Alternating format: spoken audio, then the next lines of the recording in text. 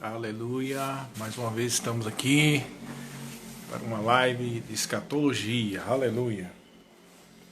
Estamos com expectativas boas mais uma vez, porque cremos que mais uma vez a palavra de Deus será ministrada a respeito desse assunto. Será muito bom, amém. Nazaré, não sei se é Nazaré ou é Rossana, deve ser a Rossana que está aí com o Fernando, né? Amém, Fernando, Renan, entraram, Cati, e aí pessoal, Francisca Mendes, Nazaré, amém, sejam bem-vindos, aleluia, glória a Deus, glória ao Senhor, Deus é digno de honra, de glória, e a sua palavra é uma maravilha. A Bíblia diz que para sempre seja firmada, para sempre é firmada a tua palavra ao Senhor dos céus. E é através da palavra de Deus que nós temos conhecimento, né? Não só no coração, não só na mente, mas muito mais no coração, a respeito das verdades com relação à escatologia, aos últimos tempos. Amém? Então, estamos dando um tempinho agora, esperando que o pessoal chegue para a gente começar a nossa live de escatologia. Tá bom? Glória a Deus. Eduardo, Ruth entraram também. A paz, irmãos. Pessoal de Maringá está aí. Boa noite, Eduardo. Graça e paz. Então, nós colocamos aí no cartaz que o assunto de hoje seriam perguntas frequentes. O que é que nós queremos fazer? Nós vamos citar aqui algumas das perguntas frequentes sobre esse assunto, em cima daquilo que já foi dito, né? Tem algumas perguntas que a gente não respondeu, né? E algumas a gente só falou por cima.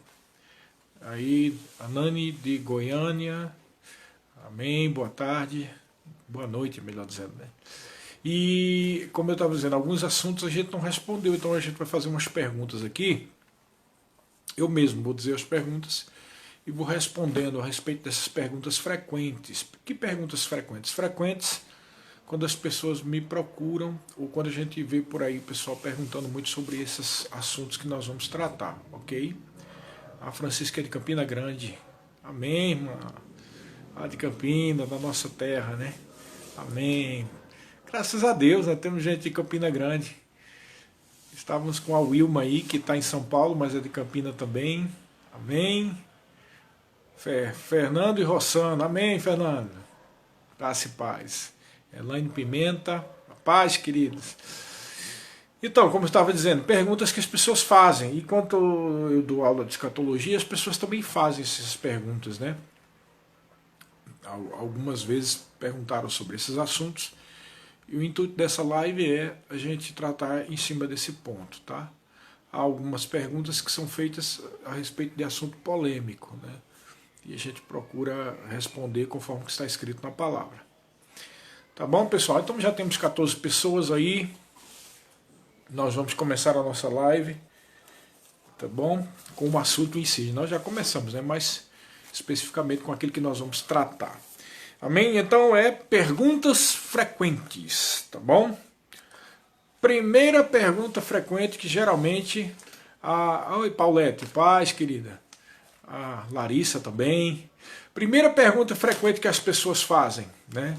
Muita gente faz essa pergunta aqui nas aulas, né? Dizem assim, pastor, eu vou fazer uma variação, eu vou dizer a pergunta e vou dizer as variações, né? Geralmente pergunta assim, pastor, quem é que vai ser arrebatado? Aí às vezes as variações são as seguintes, às vezes as pessoas dizem, é possível que alguém da igreja fique, né?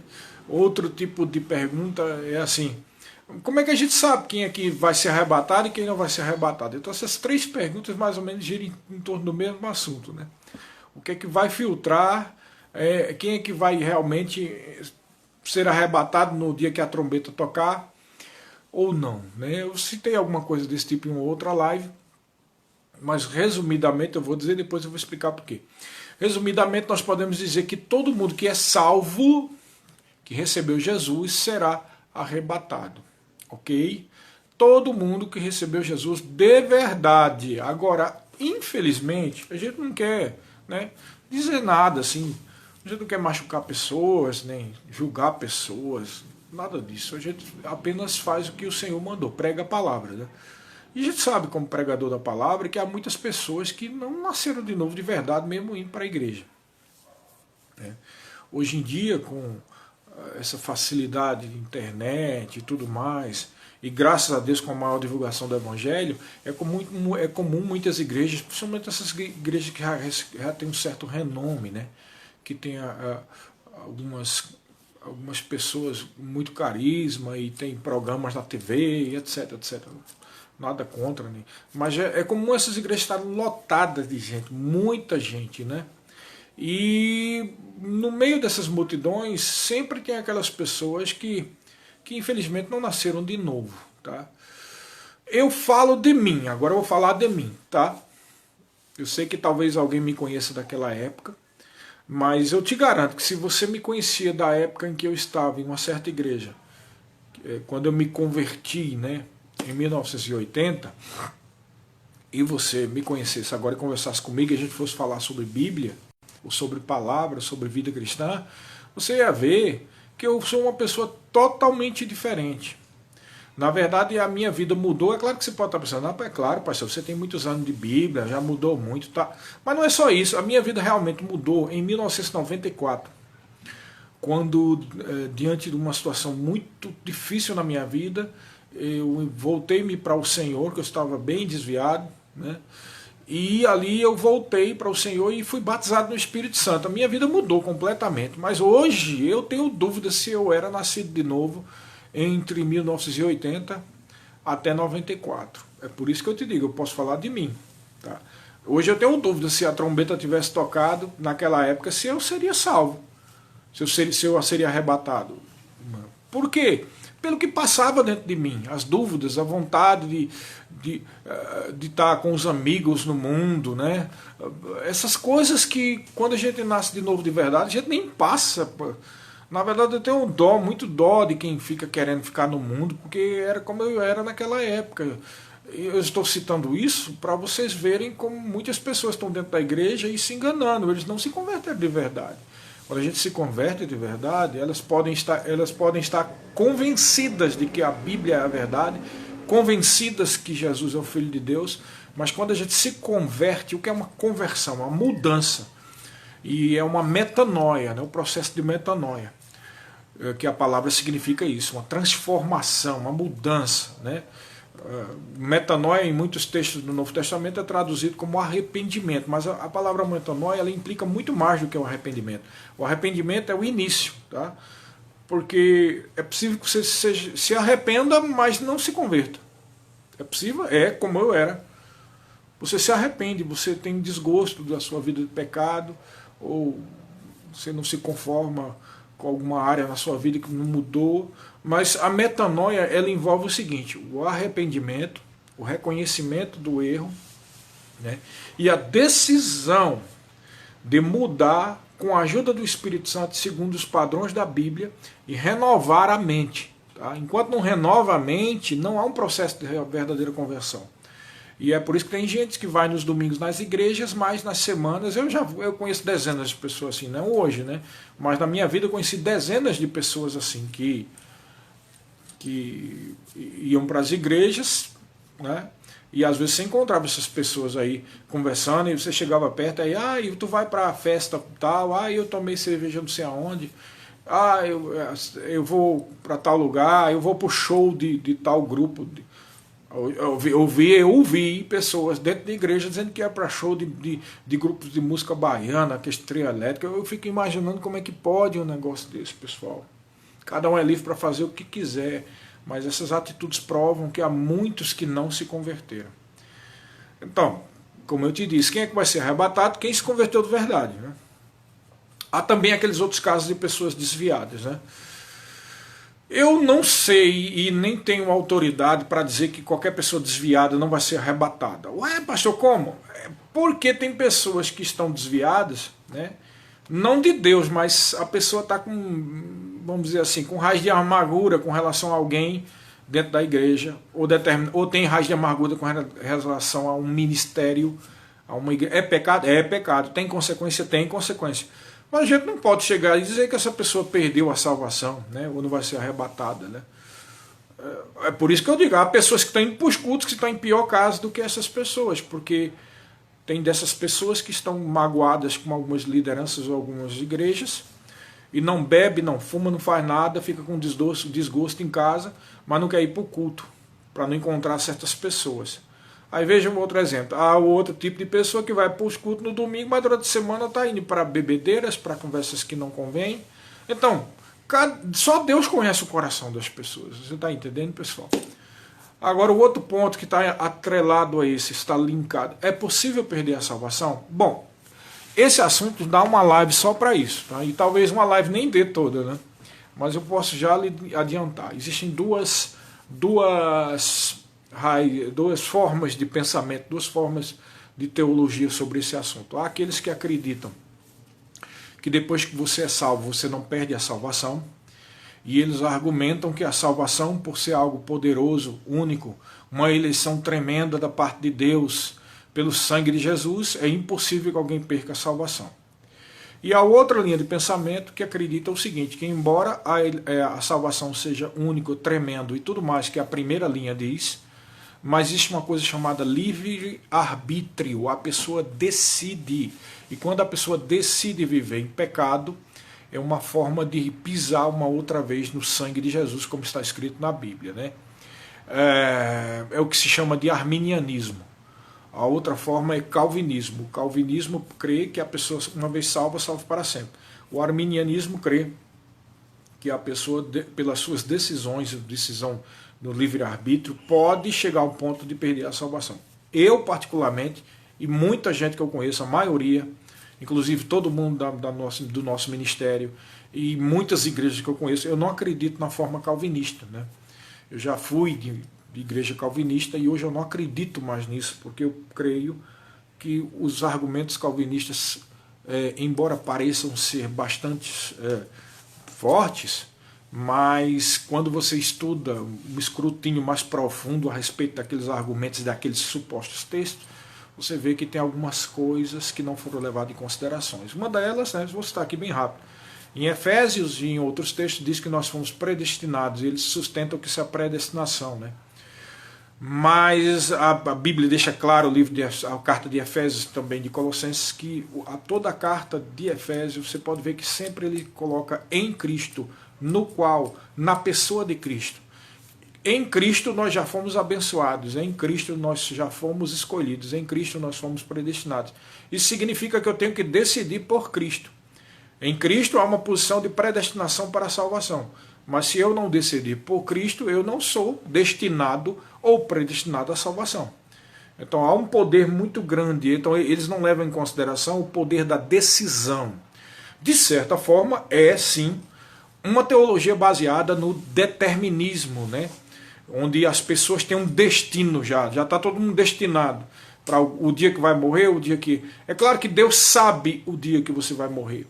E Deus sabe quem está salvo e quem não vai ser salvo. Ele sabe, mas a presciência dele não quer dizer que existe uma predeterminação dada por Deus em que ele escolheu pessoas para ir para o inferno e outras para não ir para o inferno.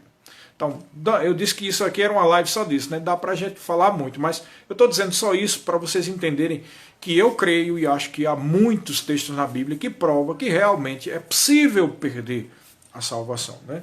Um texto que fala sobre isso é o que está escrito em Hebreus capítulo 6. Logo no início ele fala dos princípios elementares da doutrina de Cristo. Tá? Antes de eu ler aqui, eu quero dizer que eu respeito todo mundo e cada um é livre para crer do jeito que quiser, né? Eu penso assim, e eu penso que isso está na Bíblia. A Bíblia diz que nós não devemos estar discutindo a respeito de assuntos. Tá? Mas como isso é uma live da minha pessoa, do pastor Sérgio Neiva, dentro da Igreja Verbo da Vida de Maringá, que estamos inseridos dentro de um ministério chamado Ministério Verbo da Vida, e que todos nós cremos desse jeito, e a minha responsabilidade é não só para com o ministério, mas para com Deus, e também para com as ovelhas, e para com as pessoas que nos seguem e que acompanham o nosso ministério. Então eu falo o que eu creio, né, o que nós cremos e que está na Bíblia. Então o intuito não é discutir, né, sobre quem está certo e quem está errado, mas acredito que essa forma de crer é a correta e mais baseada nos princípios bíblicos, levando em consideração as dispensações e a forma que Deus trata cada geração, cada época e as alianças de Deus. Então é assim que nós cremos, né? Então vamos ver o que diz. Então ele diz a partir do versículo 4: é impossível, pois, que aqueles que uma vez foram iluminados e provaram o dom celestial e se tornaram participantes do Espírito Santo e provaram da boa palavra de Deus e os poderes do mundo vindouro. Então aqui está claro, esse 4 e 5 está falando de alguém que não só nasceu de novo, mas nasceu de novo, batizado no Espírito Santo, viu milagre, viu coisas, viu o agir de Deus, né? E ele diz que é impossível que essas pessoas, versículo 6, e caíram, ou seja, se essas pessoas caíram de vez, né, se desviaram, sim, é impossível outra vez renová-los para arrependimento, visto que de novo estão crucificando para si mesmo o Filho de Deus e expondo a vergonha. Porque a terra que absorve a chuva, antes da gente falar o 7, então ele está falando de um desviado mesmo, não é o cara que, eu estou decepcionado com a igreja e eu estou magoado, e aí sai de noite, vai beber, vai...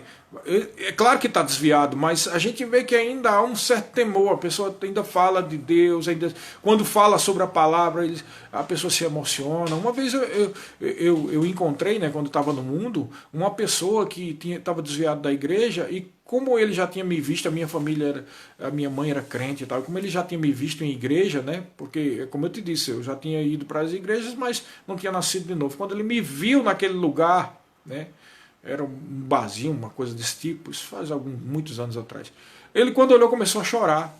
Meu irmão, me perdoe que eu estou aqui, eu estou envergonhado. Aí eu fico pensando, o cara está lá num lugar daquele.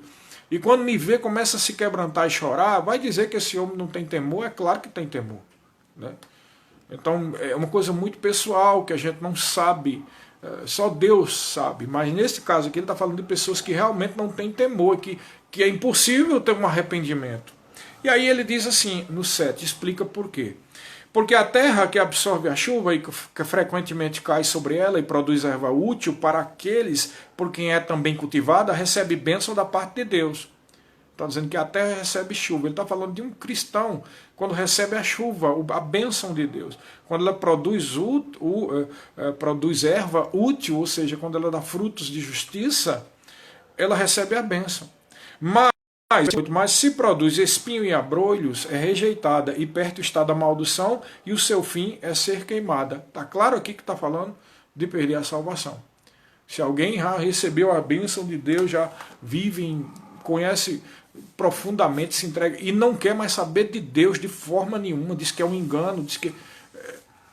Entendeu? Então isso é só um versículo, tem dezenas de versículos que falam sobre o poder da escolha, tá? Por que estou dizendo isso? Porque é possível que pessoas estejam sem ir para a igreja e sejam arrebatadas, e tem pessoas que não estão indo para a igreja, e eu acredito que a maioria, e não serão arrebatadas, tá? Tem pessoas que ridicularizam o evangelho, né? Já teve dentro da igreja e agora ridiculariza. Esses não serão arrebatados. E é possível também que dentro da igreja há pessoas que têm vivido uma vida dúbia, uma vida de engano, enganando a si mesmo, enganando aos outros, e não serão arrebatados também. Ok? Com certeza esse povo todo que nós estamos falando aí é que vão cair em si depois que a igreja for arrebatada, e vai se tornar aquele povo que vai pregar e crer em Jesus já dentro da tribulação, que é uma outra coisa que a gente vai falar, e a maioria vai morrer. A maioria vai morrer. Então aí é o tal negócio, né? Agora é pela graça. Agora é fácil a pessoa receber Jesus e ser arrebatada. Aí as pessoas, em vez de ficar com o Senhor, alguns estão desviados e estão aí, né?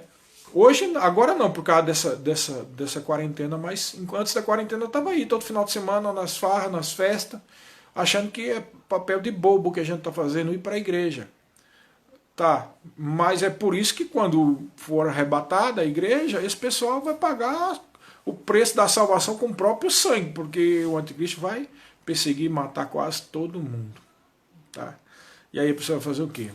Vai negar que ele está vendo que Jesus é a salvação e que ele cometeu o erro? Vai ter que morrer. Né? Infelizmente, é por isso que a gente está pregando o Evangelho com toda avidez, e Deus está dando essa oportunidade de pessoas ouvirem sobre escatologia, sobre os últimos tempos, que é para não terem que sofrer com essas coisas. Tá certo, querido? Então, quem é que vai ser arrebatado? Todo mundo que realmente nasceu de novo e está vivendo uma vida com o Senhor. Tá? Outra pergunta frequente, né, que eu disse que ia citar agora. Haverá salvação durante o período da grande tribulação? E uma outra pergunta que está vinculada a essa, as pessoas também perguntam assim, o Espírito Santo vai ser retirado aqui, vai para o céu junto com a igreja? Então, essas duas perguntas estão vinculadas, tá? Bom, haverá salvação, sim. Haverá salvação. A Bíblia deixa claro, né, quando o quinto selo, acho que é o quinto ou sexto selo, é quebrado, aí o João vê as almas daqueles que estão debaixo, né, debaixo do trono de Deus, as almas deles, e eles dizem, até quando, Senhor, tu não vingas o nosso sangue dos habitantes que se encontram na terra? E a voz diz para ele, espera mais um pouco, até que se complete o número de seus irmãos e conservos que juntamente com você vão morrer por causa do testemunho de Jesus. Quem são esses que vão morrer por causa do testemunho de Jesus? São as pessoas que vão se converter, esses que eu disse, que está desviado, ai, que besteira foi que a gente fez, tal. E vão morrer, e por causa disso, né, vão morrer, mas haverá salvação, tá? Mas muita gente se confunde com esse detalhe que eu vou dizer. Haverá salvação, mas esse povo não é igreja. Porque na sua cabeça, como a gente está dentro dessa dispensação, a gente só pensa que se eu sou salvo, eu faço parte da igreja. Mas porque nós estamos dentro da dispensação da graça. A igreja é uma instituição viva de Deus, é o corpo de Cristo. E a igreja é a noiva. E a noiva existe porque tem um noivo e os dois vão se casar. Isso vai acontecer enquanto houver o período da grande tribulação aqui, isso vai acontecer lá no céu, é chamado de as bodas do Cordeiro. Então é impossível que a noiva esteja aqui e esteja lá. Você está entendendo? Por quê? Você tem que ver, entender. Pode-se dizer que Samuel, o profeta Samuel não é salvo? É claro que é salvo, né? Não no sentido de que ele recebeu Jesus, porque ele não tinha o Espírito Santo dentro de si fazendo morada, mas ele era um homem ungido, chamado de Deus. E quando ele morreu, por causa das suas obras justas, ele conseguiu a testificação de ser justificado, de ir para o céu. Né? Quem pode negar que Samuel foi para o céu? Né? A gente não pode dar conta de todos, mas as pessoas que, do jeito que a Bíblia diz aqui, há muitos santos do Velho Testamento que foram salvos, mas eles não fazem parte da igreja. Então, durante a grande tribulação, durante os 7 anos da grande tribulação, vai se funcionar mais ou menos como era na época da velha aliança. Pessoas, pelos seus atos de justiça, que são justificados para são salvos nesse sentido. Mas sabemos que a salvação é por intermédio de Jesus. Então, como Jesus já veio, mesmo não sendo igreja, eles precisam receber Jesus como Senhor das suas vidas. Amém? E aqui se atrela essa outra pergunta aí. O Espírito Santo vai ser retirado daqui? Não, o Espírito Santo não vai ser retirado. O Espírito Santo vai continuar. O ministério do Espírito Santo é que é diferenciado. Durante a era da igreja, o Espírito Santo habita dentro do crente e também ele ajuda o crente.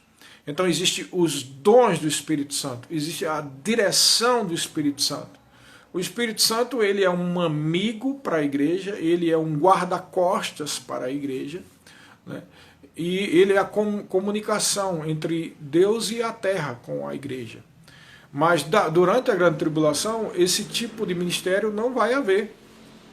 Não vai haver, tanto é que não vai haver proteção. Todo mundo que nascer nascer de novo vai morrer. Então cadê a proteção do Espírito Santo, né? Que nos guia. Nos países comunistas, como a China, né?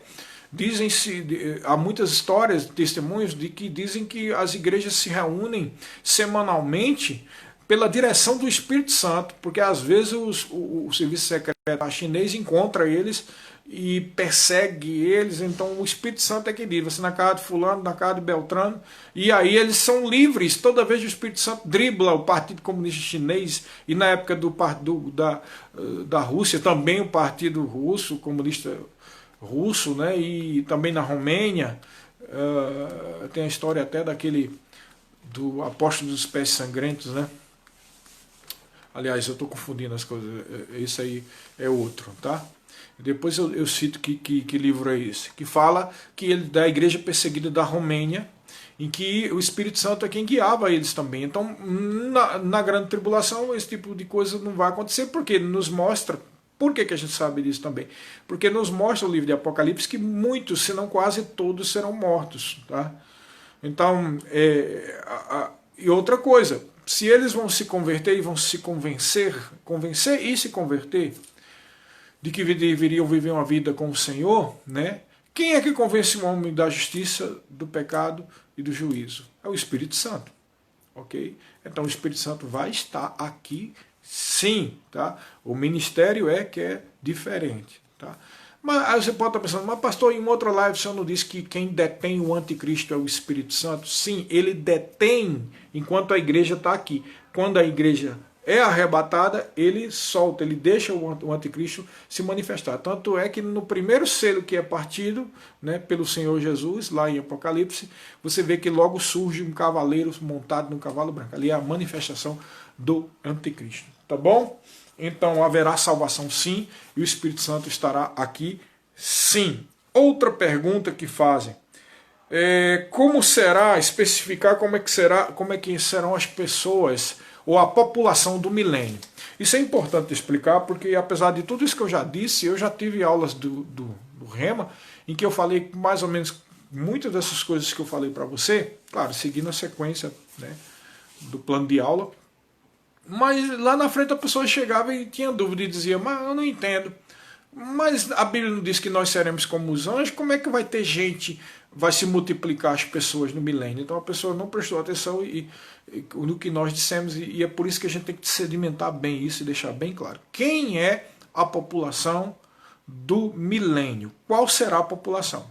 Então, a população do milênio, inicialmente, quando começa o milênio, quem vai estar lá? Primeiro, claro e óbvio, evidente, estaremos todos nós que somos da igreja e os santos do Velho Testamento, que todos estaremos ressuscitados. Né? Então todos nós estaremos aqui, e principalmente a igreja, reinando com Jesus durante o milênio. Tá?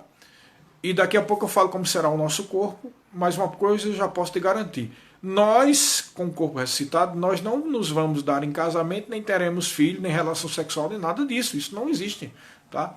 A população do milênio vai se multiplicar não por causa de nós, mas porque naquele momento inicial do milênio, entra dentro do milênio pessoas com um corpo normal.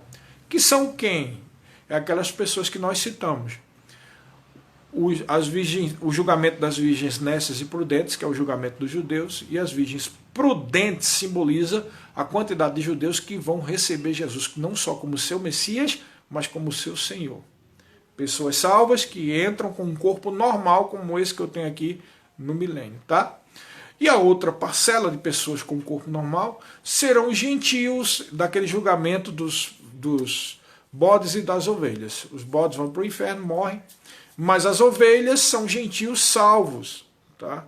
Então, essa população de gentios, que serão alguns milhares, não milhões, muitos milhões, mas milhares, pouca gente, mas aquelas poucos milhares também de judeus que vão se converter, essas duas populações é que serão as pessoas que vão se reproduzir durante o milênio. Você pode estar pensando, pastor, deve ser pouca gente. E é pouca gente mesmo, muito pouca gente. Depois que morrem mais de 2/3 da população mundial. Fora o fato de que já foi arrebatada a igreja, milhões de pessoas, né? Já foram milhões de pessoas arrebatadas antes de começar a grande tribulação. Aí vem o período da grande tribulação, morre 2/3 da população. Vai sobrar aí 1 bilhão e poucos, mas só que 1 bilhão e poucos, tá? Quem é que está salvo? Quem são virgens prudentes? Quem são as ovelhas lá do julgamento? Muitas, pouca gente. Então você vai ter na Terra, no planeta Terra todinha, talvez só a população do Brasil. Você imagina, toda a população do Brasil espalhada pelo mundo todo.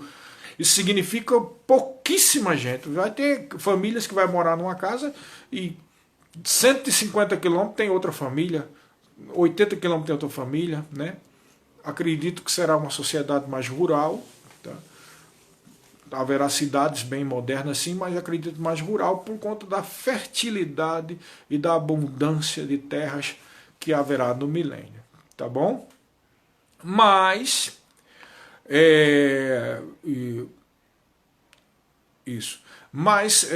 veja bem, pouca gente. Só que serão 1000 anos de vida, irmão. As pessoas não vão adoecer, as pessoas não vão morrer, não vai ter acidentes, avião caindo, carro batendo, que a maioria dessas coisas, irmão, acontece não só por causa de negligência, mas por influência espiritual, sim. Tá? E os demônios estarão todos lá presos com Satanás. Diabos, que é o chefe dele, está preso por 1000 anos.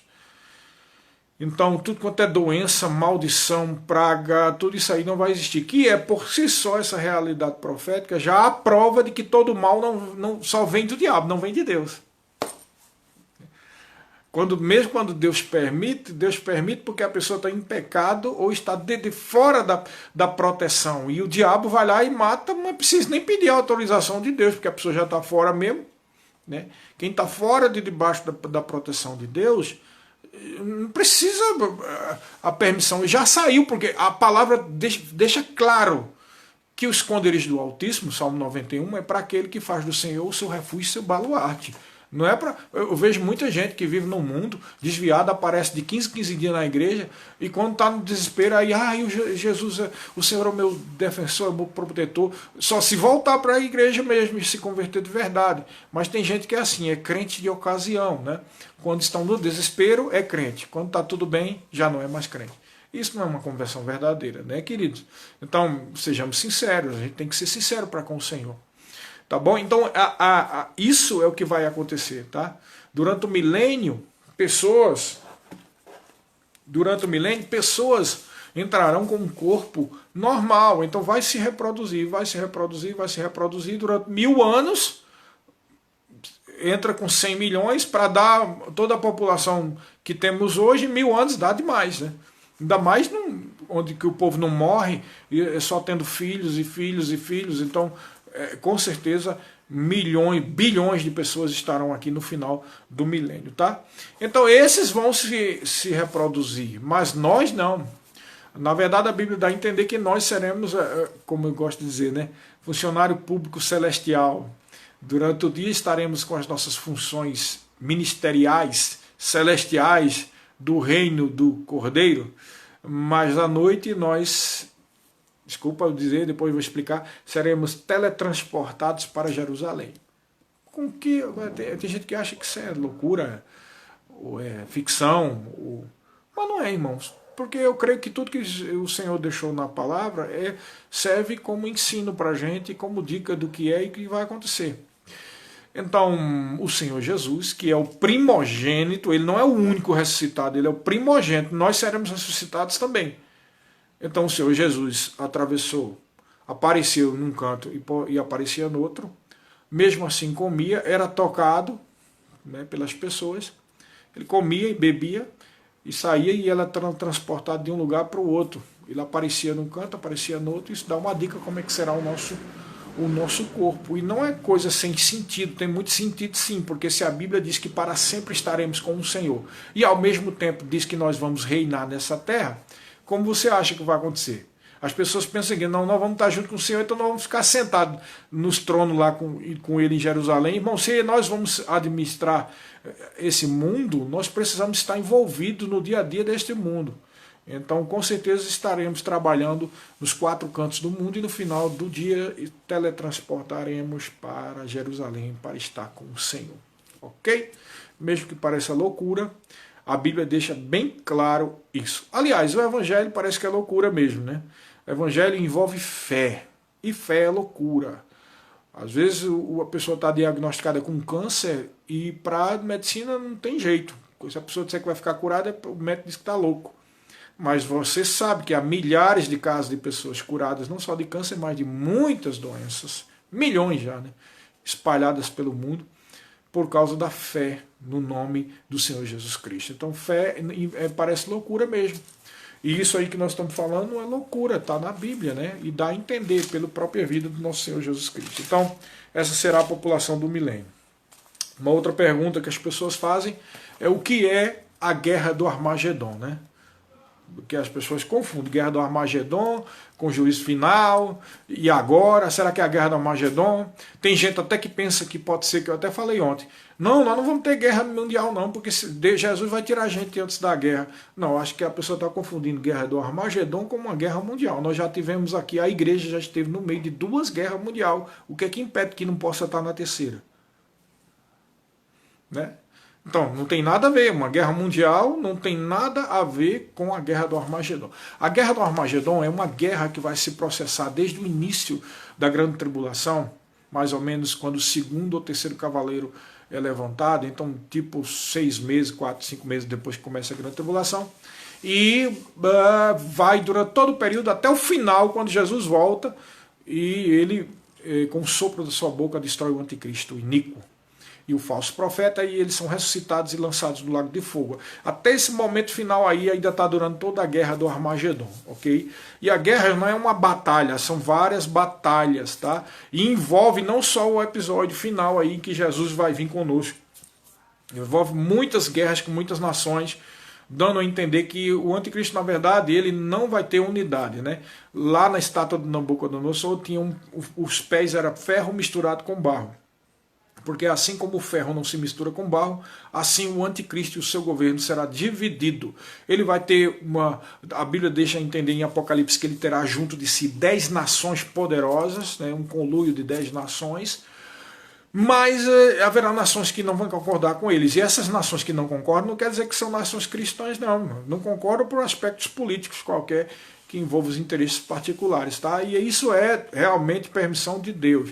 Porque lá na frente você vai ver que os judeus só não são exterminados porque, claro, a Bíblia diz que se não fossem abreviados esses dias, até os escolhidos não suportariam, que está falando aí dos judeus. Mas também por causa dessa guerra, porque tem, quando é a 7ª taça, se eu não me engano, que é derramada, diz que o rio Eufrates se seca para que os exércitos que venham do Oriente passem por ele, mostrando claramente que é uma própria, esse juízo já é uma atitude para ajudar exércitos que vêm do Oriente para guerrear contra o anticristo, para que essa batalha aí dê um alívio, né, do tormento do anticristo sobre os judeus, para que os judeus possam, enfim, se arrepender dos seus pecados e dizer finalmente, bendito que vem em nome do Senhor. Amém?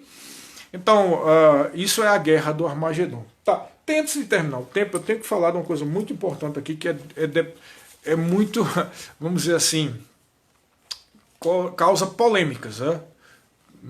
Mas é a verdade, é o que está escrito na palavra.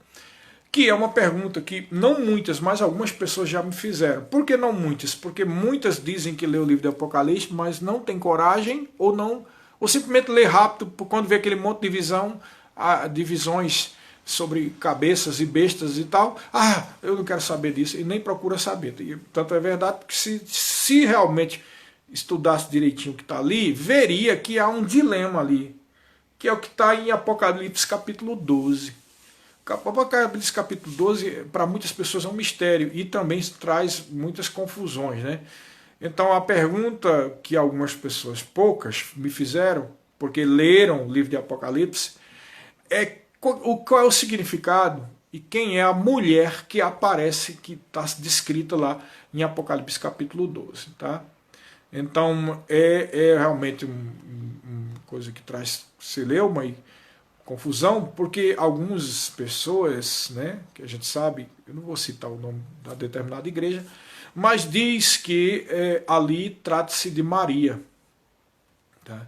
Fala que é Maria que está ali, uma mulher vestida com o sol, a lua, as estrelas, seus pés, tá, aquela coisa toda. Bom, eu posso já te adiantar que não é Maria. Tá? Não é Maria. Tá? Então, por isso que precisamos ler Apocalipse capítulo 12, para você entender, porque realmente é cheio de simbolismo.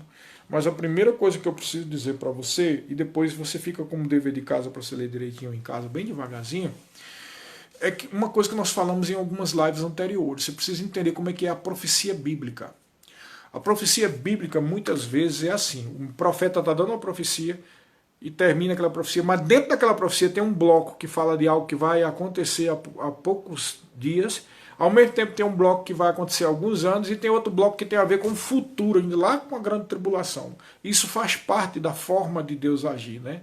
Um exemplo disso é em Joel, quando em Joel capítulo 2 cita de algo que está acontecendo ali, depois ele cita algo que aconteceu, que é nos últimos dias velhos terão visões, jovens tal, que aconteceu quando o Espírito Santo desceu, e ao mesmo tempo a profecia de Joel cita de coisas que vai acontecer durante a Guerra do Armagedon. Então, numa mesma profecia tem muita coisa, tá? É preciso entender, porque senão a pessoa pega toda a profecia e diz, não, isso significa isso, mas você precisa entender que algumas profecias, principalmente dos profetas do Velho Testamento, ela era subdividida em blocos, tá? E o livro de Apocalipse, na verdade, é um paralelo, principalmente a Grande Tribulação, com o livro de Daniel, tá? E no meio disso tudo ele cita no capítulo 12 essa pérola. Então, antes de mais nada, eu quero que você também entenda que o capítulo 12 ele é um quadro geral. Ele não segue a sequência do 9, 10, 11, aí vem o 12, tal. Não, ele é uma espécie de quadro geral. Quando é citado o capítulo 12, ele cita, por exemplo, para você ter ideia, coisas que aconteceram antes do homem ser criado. Quando ele fala um terço dos anjos, o dragão com a sua cauda arrasta um terço dos anjos, está falando da rebelião de Lúcifer, algo que aconteceu antes do homem ser criado. Tá? Então ali é como a estátua de Nabucodonosor. A estátua de Nabucodonosor, na cabeça de ouro era o reino babilônico, o peito de prata era o reino, o império medo-persa, o ventre de bronze era o império grego, tá? E as pernas de ferro era o império romano. Então só aí vem 4 períodos, um atrás do outro. Mas logo depois, nas pernas já está um pé com ferro misturado com barro. Então ele já pula do Império Romano, quando Jesus Cristo surgiu, para o Império Romano restaurado na Grande Tribulação. Quer dizer, ele não está considerando toda a época da igreja, porque a época da igreja era um mistério que estava oculto, e nenhuma visão nem revelação mostrava a igreja. Presta bem atenção, tá? E acontece uma coisa parecida aqui, em Apocalipse capítulo 12. Ele mostra um quadro geral desde acontecimentos que aconteceram antes do homem ser criado. Ele cita algumas coisas a respeito da tribulação com Israel e ele em nenhum momento cita a igreja. Então, aí, primeiro argumento que não pode ser Maria, porque ele não cita em lugar nenhum a igreja, tá? Então, vamos ver lá. Vamos prestar atenção. Vou ler aqui devagarzinho, tá? Vamos ver se vai dar tempo para a gente ver isso. Apocalipse capítulo 12, versículo 1. Viu-se grande sinal no céu, a saber, uma mulher vestida do sol, com a lua debaixo dos pés e uma coroa de 12 estrelas na cabeça. Que, achando-se grávida, grita com as dores de parto, sofrendo tormentos para dar à luz. Veja bem, ele está falando que essa mulher, ela é vestida do sol com a lua debaixo dos pés e uma coroa de 12 estrelas na cabeça. Mas ela está sofrendo com dores de parto. Então, primeira coisa que vamos prestar atenção. O que está em ênfase aqui? O sofrimento dessa mulher. Que embora ela tenha 12 estrelas na coroa, mas ela está sofrendo dores de parto. Tá? Presta atenção aqui, né? Aí diz no 3, viu-se também, ele dá uma parada aqui para mostrar outra coisa. Viu-se também outro sinal no céu, e eis um dragão grande e vermelho com 7 cabeças, 10 chifres, e nas cabeças 7 diademas. A sua cauda arrastava a terça parte das estrelas do céu, as quais lançou para a terra. Então aqui está citando de algo que aconteceu antes do homem ser criado. O dragão é Satanás, ele arrastou a terça parte das estrelas, ele arrastou um terço dos anjos. Ok? E o dragão se deteve em frente da mulher, que estava para dar à luz, a fim de lhe devorar o filho quando nascesse. O filho quando nascesse. Ele está falando aqui de um povo, irmãos, que tem essas 12 estrelas na cabeça. Está falando aqui de Israel, a mulher Israel. Nós vamos aqui citando o resto, você vai ver que tem tudo a ver. E Israel estava sofrendo, então não é um sofrimento de uma mulher que estava lá perto da manjedoura para ter o filho, ele está falando de algo profético. Um sofrimento que Israel teve durante séculos. E o diabo sabia, porque desde Moisés já tinha dito, depois de mim vai vir um homem semelhante a mim, um profeta, e Moisés profetizou a respeito do nascimento de Jesus. Lá em Gênesis capítulo 3 já está falando a respeito de Jesus, que ia ferir a cabeça de Satanás. O diabo já sabia que o filho ia nascer, então ele fez de tudo para atormentar Israel, por isso que Israel não tinha paz, não tinha sossego. Somente durante o período de Salomão foi que Israel teve paz, porque até mesmo no período de Davi, mesmo sendo período de vitória, foi de muita guerra, ele foi chamado até um homem com sangue nas mãos, né? Então você vê que Israel estava sofrendo para poder dar parto ao Messias que tinha sido profetizado. Então você tem que ver aqui que não é um caso de uma pessoa particular, está falando de um povo e de uma era, épocas, e quando fala sofrendo para dar à luz o filho varão, está falando de épocas de sofrimento, não é um dia, não é um momento ali. Tanto é verdade que ele cita a história lá do dragão que pegou uma terça dos anjos, está falando de Satanás e seus anjos. E aí o que que diz? Que Satanás e seus anjos ficaram de olho de frente da mulher para devorar o filho quando ele nascesse. Você lembra quando Jesus nasceu? Foi o que aconteceu? O rei Herodes mandou matar todas as criancinhas, tá? Então o diabo estava de olho, esperando quando Jesus nascesse dentro de Israel, como promessa, o Messias de Israel, para lhe devorar. Ok?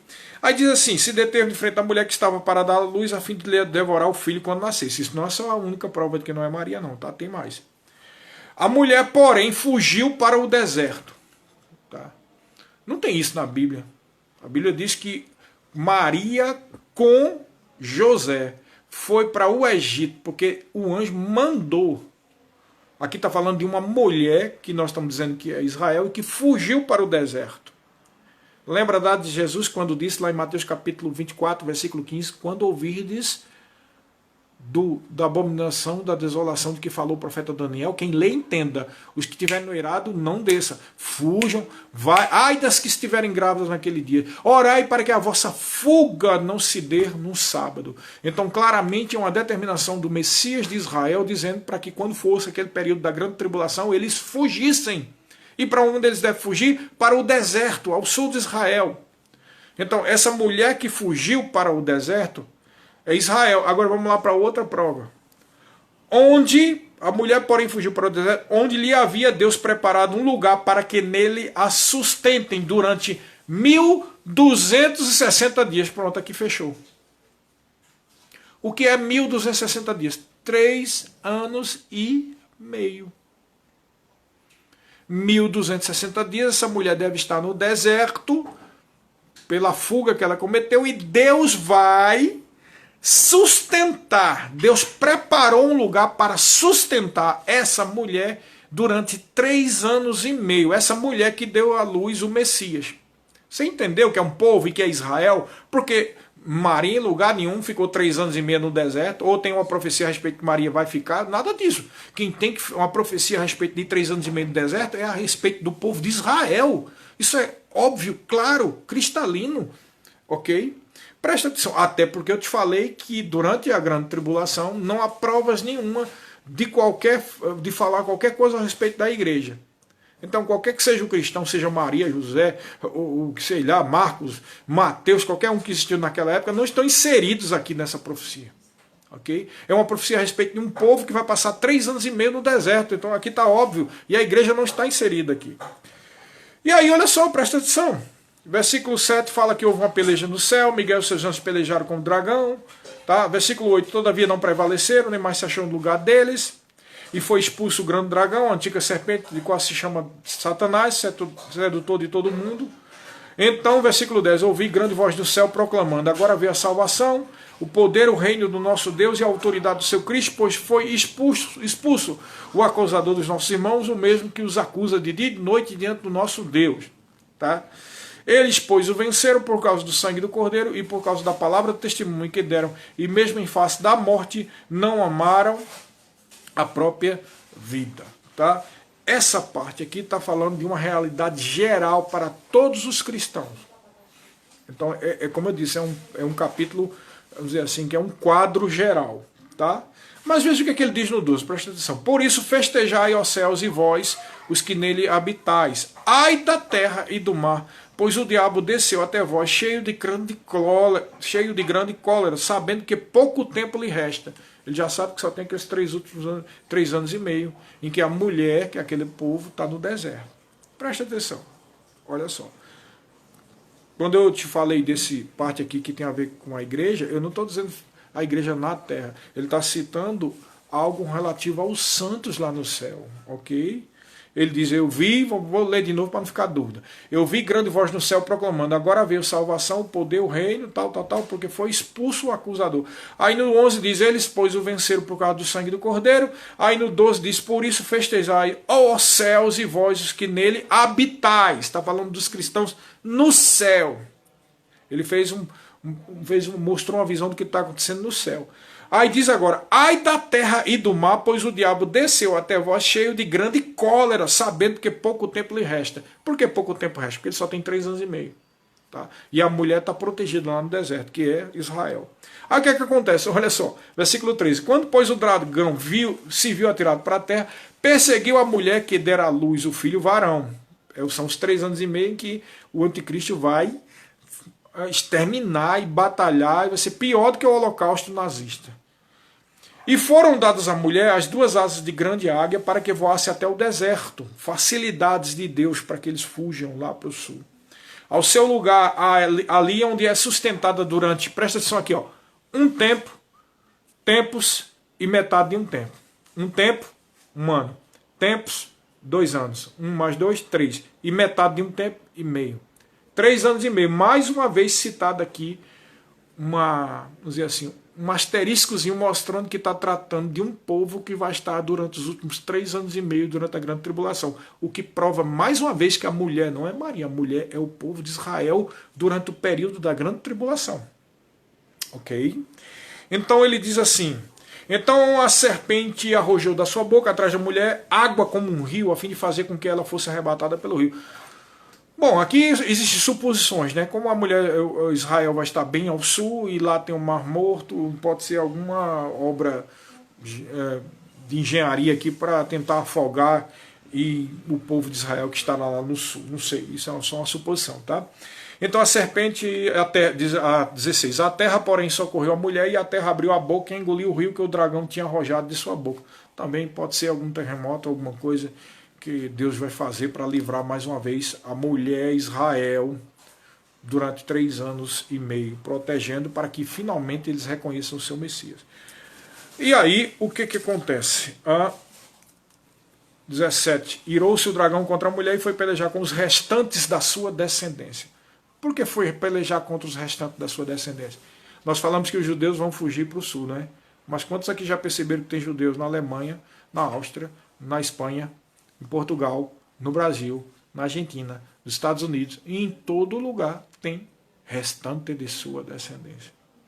Quando o anticristo veio que não vai conseguir matar aquele punhado do país de Israel que está lá no sul, ele vai agora tentar matar aqueles que estão espalhados pelo mundo. Tá claro, pessoal? Então quem é a mulher de Apocalipse capítulo 12? É o povo de Israel. Ok?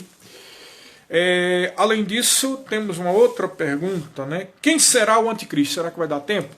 Nós temos 5 minutos, tá? Bom, essa pergunta eu já citei algumas coisas. Primeiro porque não interessa pra gente, tá? Nem a guerra do Armagedon, nem muitas coisas que nós citamos aqui interessa para a igreja, porque nós não vamos vivenciar, mas interessa no sentido de aprender o que está escrito na palavra, tá bom? Não interessa para a gente que a gente não vai conhecer pessoalmente o advento do anticristo. Talvez você tenha visto até ele na televisão, não sei quem é. Tá? Mas como nós dissemos em uma outra live, né, em uma outra live nós dizemos que temos as características do anticristo. Tá? O anticristo ele tem que ter uma ascendência judaica por 2 motivos. O primeiro não é muito claro, mas dá cabimento, que é o seguinte, João 5,43, quando Jesus fala que ele não estava sendo recebido pelos seus, né, como de fato terminou por não ser recebido e ser crucificado em Jerusalém, e ele diz no 42 e 43, em 42 diz assim para aqueles judeus, né? Sei, entretanto, que não tendes em vós o amor de Deus.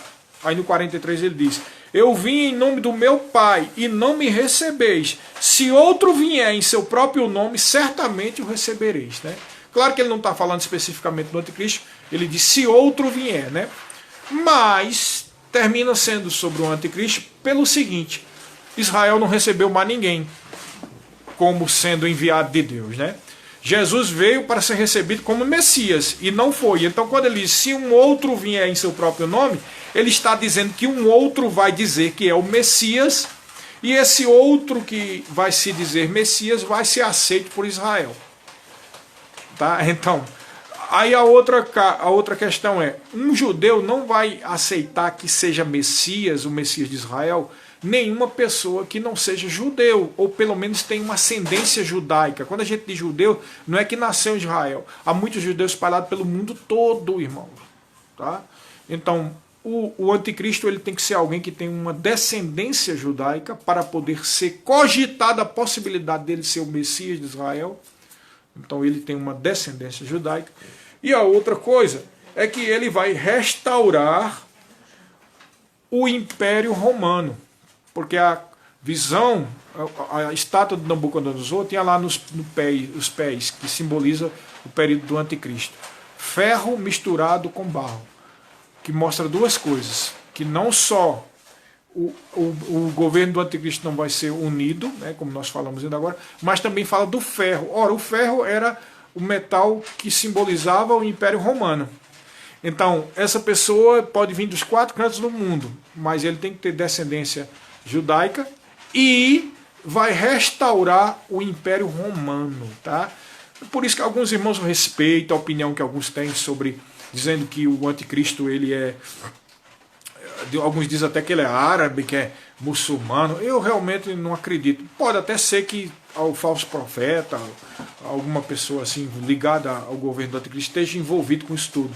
Mas o anticristo mesmo, ele tem que ser recebido como sendo o Messias de Israel. Tá?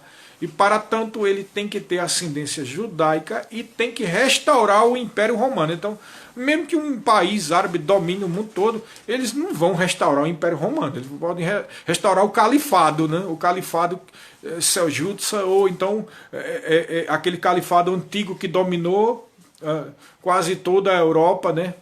Inclusive a Espanha e tal. Aquele domínio, ele pode restaurar aquilo, mas isso não tem nada a ver com o Império Romano. Logo, não pode ser, né? Entendeu? Pode até ser algum auxiliar de alguma forma, mas o anticristo teria que ser essa pessoa, tá?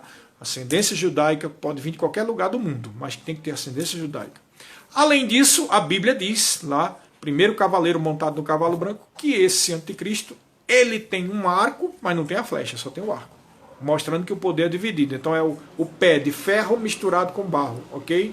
Tem um poder militar, mas não total. E tem uma coroa. A coroa simboliza poder político. Então essa pessoa tem descendência judaica, a pessoa tem um poder político e essa pessoa vai ter uma certa quantidade de exércitos a seu favor, né? Então eu creio que é isso aí. O anticristo será uma pessoa assim. Sabemos quem é, não tem. Não adianta nem procurar saber, porque é tolice, né? Não interessa pra gente. Tá bom, pessoal? Então, essa é uma pergunta que muita gente faz, porque muitos dizem, o anticristo é fulano, o anticristo é Beltrano. Parece que isso, eu sou desconfiado com o cicrano. Tá? E para finalizar agora, quase não temos tempo, mas eu queria encerrar dizendo isso. Como é que nós devemos agir diante de tudo isso? Agir em fé. A nossa vida não é pelo que nós vemos, nem pelo que nós sentimos, mas pelo que nós cremos. E com relação a esse assunto, a Bíblia deixa claro que é uma bendita esperança.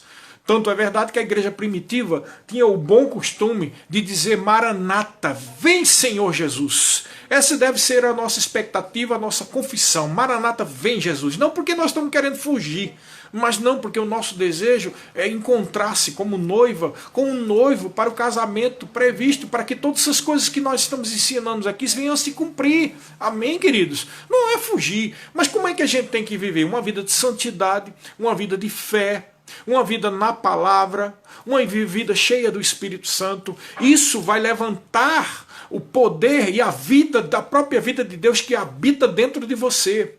Amém?